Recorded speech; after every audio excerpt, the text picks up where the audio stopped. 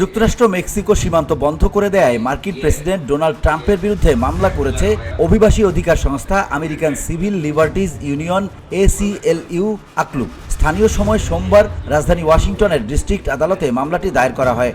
ধুলো, ময়লা ও ক্ষতিকর ধূলিকণা থেকে নিমিষেই মুক্তি দেয় চৌধুরী এয়ার পিউরিফায়ার। এর শক্তিশালী সাকশন ঘরের কোনায় কোনায় লুকিয়ে থাকা সকল ধুলা টেনে ফিল্টার করে এবং বের করে আনে নির্মল ও স্বাস্থ্যকর হাওয়া। ট্রাম্পের অভিবাসন আইন বহির্ভূত এবং অনাকাঙ্ক্ষিত উল্লেখ করে মামলার অভিযোগপত্রে বলা হয়েছে, সরকার ঠিক সেই কাজই করছে যা সরাসরি কংগ্রেসের আইনের সঙ্গে সাংঘর্ষিক। সরকার কংগ্রেসের অনুমতি না নিয়েই আশ্রয় প্রার্থীদের এবং কেবল একজন দুজন নয়, এমনকি পরিবারগুলোকেও এমন দেশে ফিরিয়ে দিচ্ছে যেখানে তাদের নিপীড়ন বা নির্যাতনের সম্মুখীন হওয়ার সমূহ আশঙ্কা রয়েছে। মামলায় আকলুর সঙ্গে সহযোগী হিসেবে রয়েছে অ্যারিজোনা ভিত্তিক সংস্থা ফ্লোরেন্স প্রজেক্ট, এল প্যাসো ভিত্তিক লাস আমেরিকান ইমিগ্রান্ট অ্যাডভোকেসি সেন্টার এবং টেক্সাস ভিত্তিক সংস্থা রেইসেস।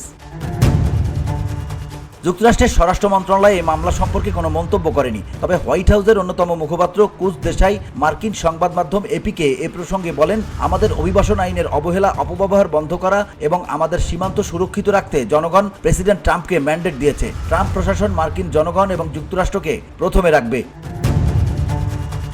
2017 থেকে 2020 সাল পর্যন্ত যখন প্রথম মেয়াদে ক্ষমতায় ছিলেন ট্রাম্প, সেই সময় সেই সীমান্তে দেয়াল নির্মাণের কাজ শুরু করেছিলেন তিনি। তবে 2021 সালের নির্বাচনে জয়ী হয়ে ক্ষমতায় আসার পর সেই দেয়ালটির নির্মাণ কাজ বন্ধ করে দেন ট্রাম্পের উত্তরসূরি Joe Biden.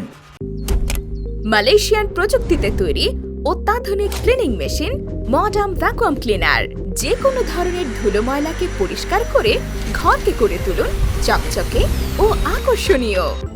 Modem, brand of luxury. 2024 সালের নির্বাচনে জয়ী হয়ে ফের যুক্তরাষ্ট্রের প্রেসিডেন্ট হয়েছেন ট্রাম্প। প্রেসিডেন্ট হওয়ার পরেই দক্ষিণাঞ্চলীয় সীমান্ত বন্ধ করে দেন ট্রাম্প। সীমান্ত পেরিয়ে আসা অভিবাসন প্রত্যাশীদের জন্য নির্মিত আশ্রয়কেন্দ্রগুলো বন্ধ করে দেন তিনি। VOD Bangla news desk.